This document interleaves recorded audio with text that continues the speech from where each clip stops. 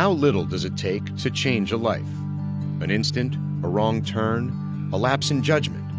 For Ben Rubeor, everything seemed to be going as planned. By the end of his junior year at Loyola Blakefield, he had already become one of the top attackmen in the country and had verbally committed to play at the University of Virginia.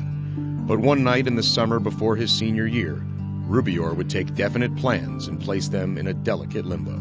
I'd been out at a friend's house and I was coming home and I had a passenger in the car and I was speeding. I went around a turn and was just going too fast for the turn and lost control. And, ended up when I was trying to correct, I overcorrected and the car ended up rolling on me. My arm was actually kind of resting on the window, so as the car rolled, it rolled on my arm and I ended up having 2 compound fractures in my forearm. Luckily for Ben, the fractures to his left forearm were the extent of his injuries. But as an athlete headed to an elite university, getting full use of his arm would be vital in achieving his lacrosse dreams. At first, after the first surgery, everything seemed to be going as planned. Everything seemed to be healing up. But then about a month after my first surgery, I found out that my arm was infected, so I ended up having to have 3 subsequent surgeries over the next about 6 or 7 months. I guess it was after my second surgery, my dad came in and he had talked to the doctors and expressed for the first time that my arm possibly could be amputated. I remember telling him in the hospital, you know, nothing for nothing, Ben. This is not the biggest deal in your life at this moment, but you know, our commitment is going to stand no matter what happens here.